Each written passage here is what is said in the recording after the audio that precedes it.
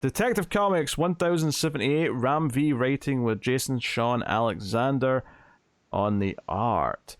So we're continuing this build to the hanging of Batman, this structure, which I'm enjoying a lot, although I will say the one downside to it is that I feel like these issues have been reading very quick since they started doing this. I got to the end of this one, and much like the last issue, I was like, wait, I'm at the end already? No, there must be more.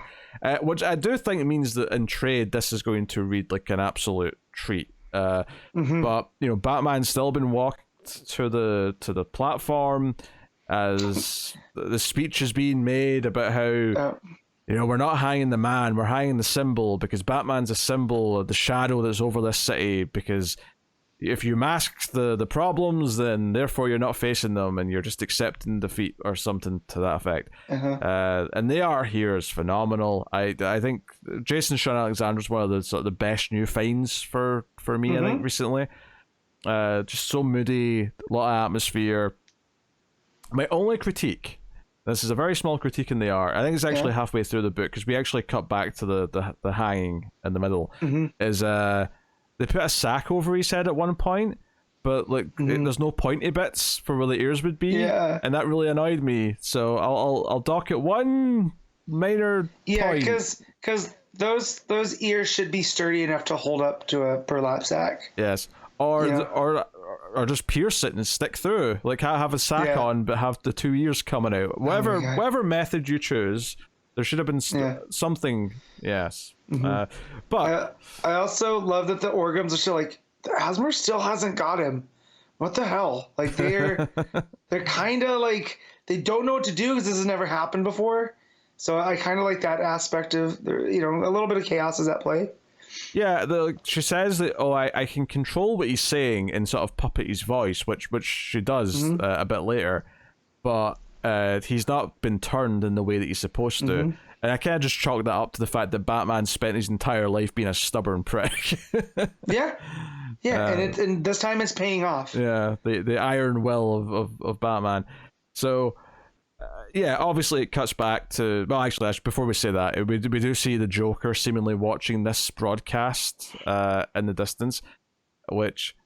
Interesting. I love the art here as well, just seeing his smile in the darkness. Really cool. Really creepy. They've done a good job between this page and then what Garrett's and King have been doing at making Joker spooky. Not just scary, because he's always scary, right? He's a maniac that'll kill you. But just making him, like... in the shadows constantly, it makes him chilling again. Or even that panel right before where it's the people in the bar, wherever they are that they're watching this broadcast, these two people turn around with like this fear in their eyes because they hear that laugh coming from the back of the room. Really like that. Yeah, it's good stuff.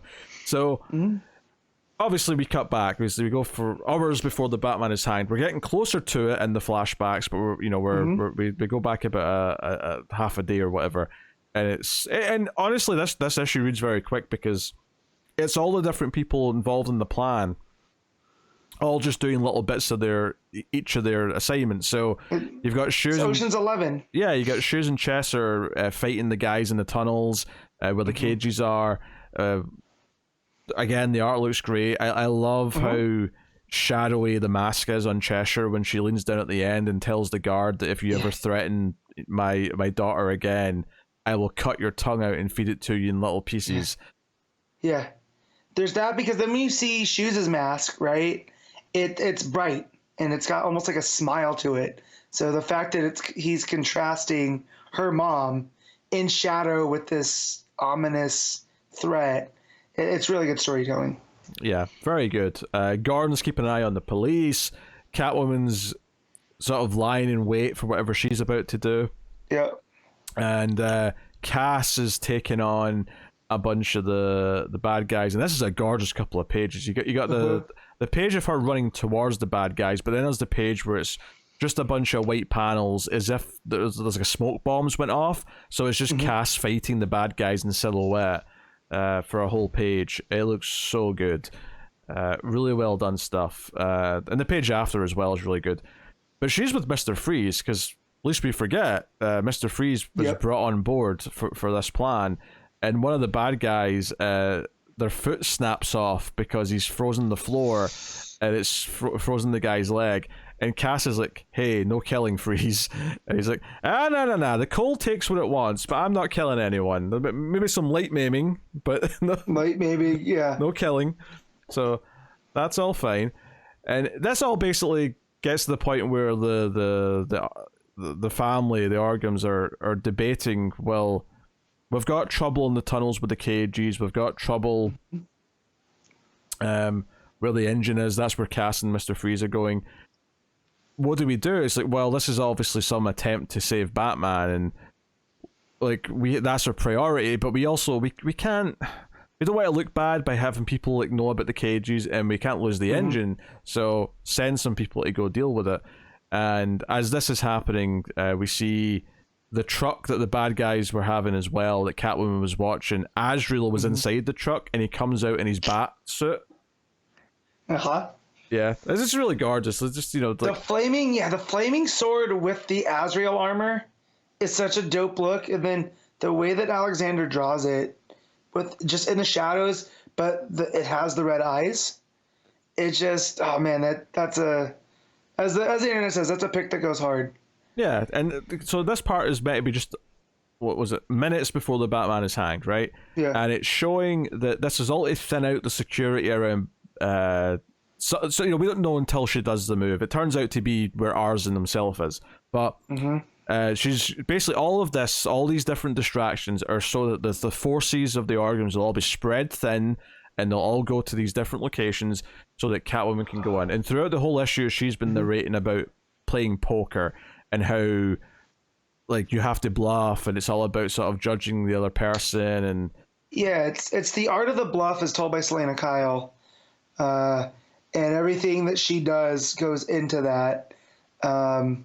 And this is where I don't know what to make. I don't know what Ram V is going for.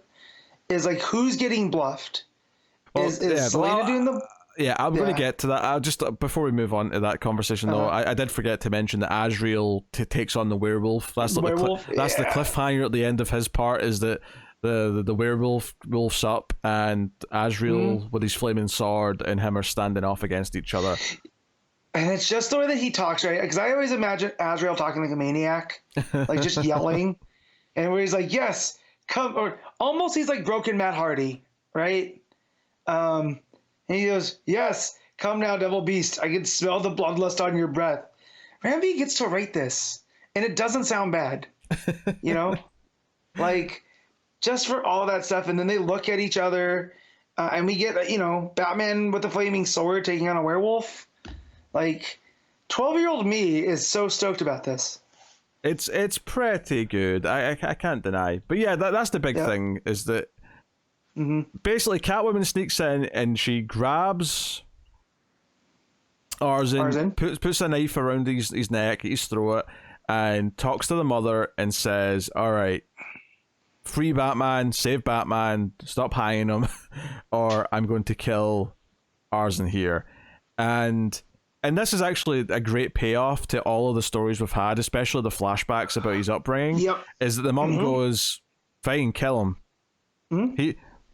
Arzin's been training his whole life to give his life for the cause. The cause is more important than him. And it's like, you've made this big play, you've made this big bluff, I don't care. Kill him. Go ahead. Right? Doesn't give a shit. Now, of course, the speculation here, and this is something that I suspect that you were getting at, is that, is Selena expecting this, and there's actually more to the plan than what we're seeing here by the end of the issue? Because this is the cliffhanger. The mum just walks out and says, all right, hang the prick, and we see someone pull the lever to hang Batman. And that's where we end. That's the cliffhanger, is the feet dangling. So... it's a pretty big cliffhanger. It's really good stuff. But there's that, and the way that she says, "You've done well, my son. You can slit my son's throat if you are faster than the guards. But first, allow me to dispense some wisdom. Never play a hand you're not willing to lose." Yet Selena, if we can trust her narration, knows poker very well, right? And so again, is this still part of the bluff? Is she pulling, Madame Orgum, into her game? Well, one of the things that Selena said in the narration earlier on in the issue is that part of the bluff is that your opponent on some level knows you're bluffing and thinks they're going to win. And I'm wondering if this ending is that playing out, is that this is the moment where the mummy Orgum thinks she's going to win, because she thinks that this Catwoman thinks that leveraging my son against me is going to work, but it's not going to work because we care more about the cause than each other, and that's who we are. But that could be something that's playing into Selina's plans. She does have, there's that great panel of her eye looking kind of shocked and upset. But we'll see. I genuinely don't know what's going to happen when we start the next issue, and that's actually quite exciting. Like, obviously, so I'm looking for Gordon. You said he was keeping an eye on the cops? Yeah, earlier on he was like passing that information along about, especially when they started thinning out. He tells Selina that all of the Orgum paid off cops have all left, meaning they've all went to these locations to try and fight, whether it be Cass or Cheshire and that. Because I'm not wondering if part of the bluff is that Gordon's in that Executioners, right? And he's the one that pulls it, but he's also there to get Bruce back down. Yeah, very possible. I mean, the stuff with Gordon, I believe, was in the 10 hours before he's hanged segment, not the minutes before. So maybe that does lend some credence to that. Maybe he is the secret weapon here, as it were. Possible. Or like Selena needs them to call this still, right? Because it puts them off of there. But very, very good stuff, man. Again, Ram V getting to write this kind of story also, and it's the pacing of it is what do they call it? Neck breaking speed. Like, it's flowing so well because we're sort of framing it around this one event, which is Batman being walked up to the gallows to be hanged, and we're getting these little snippets of it each issue, and then the team building to come and try and stop it. And we get a sense that they've got a plan. They're not exactly letting us in on it quite yet, which is why it feels like there's still like a secret part of it that's not quite been revealed yet. Like, oh, this is the actual plan is this. It's not. This is all just a setup. This is all just the distraction. I mean, the only thing I know for sure is that Batman's not actually dying. That's the only thing I know. Anything else, I don't know how it's going to play out. I don't know how they're going to save him, but I'm excited to find out. What happens if he gets hung with the asthma? Would that kill the asthma? So like maybe this is part of Selina's plan to knock that part out, because she kill him and then resuscitate him. Right?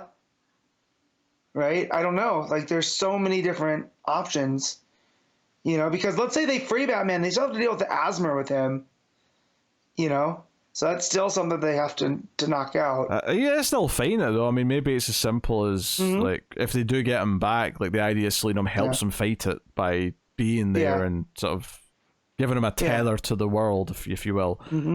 I don't know. Honestly, I'm just like this.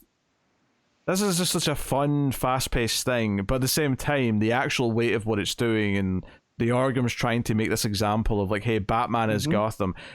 Part of me also wondered, like, what if, not that Selina's enlisted Joker, but let's say Selina didn't account for this, right? Let's say this was her plan, was to threaten Arzen, and now it's failed because now they just don't care, right? They don't give a shit about losing each other, especially the mother doesn't give a shit about losing her son. She's been pretty stern with him his entire life from what we've seen in the flashbacks.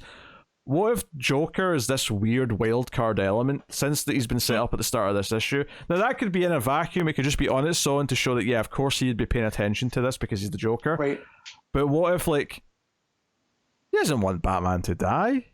He loves messing with Batman. What if he's somehow... What would I do without you? Yeah. Right? What if he's like the darkest part of Gotham City in some way actually comes out to defend or protect Batman because he wants the status quo to remain, kind of thing. Yeah. As much as I hated where the Scott Snyder Batman book went, that was kind of an aspect he was playing at about like there's always going to be a Batman, but there's also going to be a Joker. As that these are not two sides of the same coin, but just constantly opposing forces in Gotham. So yeah, Gotham's not done with Batman until Gotham says, And not what these outsiders say. And I'm not like, I don't think this is likely. I mean, I do actually think the more likely scenario is that Joker's laughing at that broadcast at the start of the issue, and it is just in a vacuum. And the point of it is that Joker knows that this is never, like, you think you're going to kill Batman? No. I know him too well. You're not even doing it right. You know, he's just laughing because he knows this is going to fail. No matter how much they think they've already won, Batman will somehow find a way, or in this case, the people around Batman will find a way.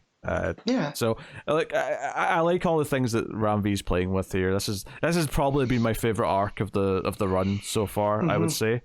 Well, this and it's been a very strong run though too. Well, I was going to say this. I'm not just including these 3 issues. I'm also kind of including those 2 issues where he was going through the city and the asthma was starting to like take over and he was fighting that. Like these last like 5 or 6 issues have been spectacular, and I've been loving it. And I'm ready. I love that Ram V. This is like the first of them I can feel that it is an actual mystery, right? Because there's so many different things still in play.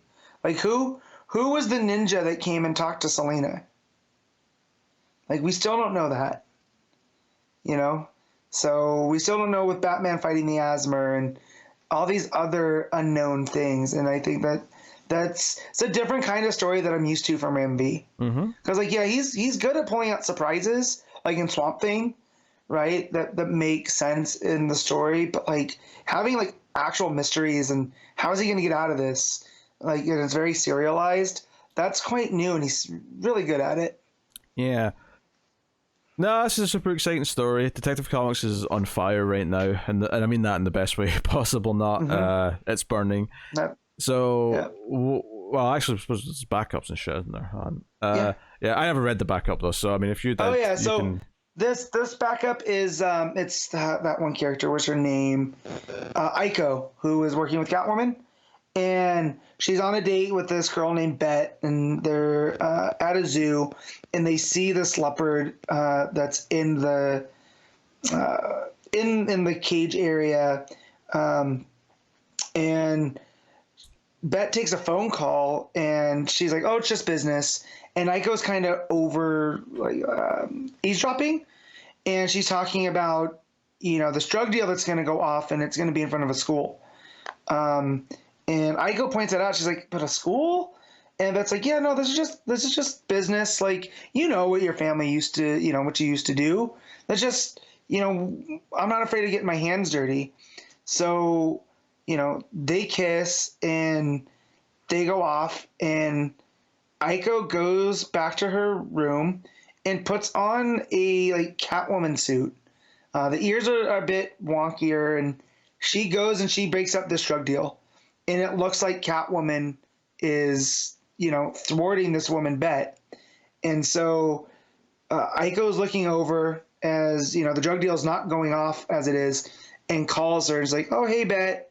It's Aiko. Just to let you know, like, I'm busy. Like, we had fun, but I don't need to date you." And it ends with Aiko in the Catwoman suit saying, like, "Perhaps a leopard can't change her spots, but you forget, Bet, that those spots do have a purpose." And so the issue was called Camouflaged. So it seems like Catwoman's rubbed off on Aiko, and like you can hide amongst those people and still do good for Gotham without completely, being a complete hero like Batman, right? Casper Wingut's art is really good. Like the coloring, the kind of pastel, it gives it like this neon vibe to it all. And he plays with the shadows a lot. Like when she's acting as Catwoman, there are scenes that definitely evoke Batman and Catwoman, and even though the suit is kind of goofy because again the ears are a little bit wonky compared to Selena's. But yeah, just a nice little piece of what's going on. What else is going on in Gotham that's not related to the Orgums? Just a nice little backup. So yeah. Okay. All right. What are you rating Detective Comics? I'm gonna give this a 9 as well. Yeah, I am gonna go 8.5 just because Purely just for the reason of it ended quicker than I was expecting, and Yeah. I'm like, I wanted more, but like it's I mean that in the nicest possible way. But 8.5, the run's been excellent.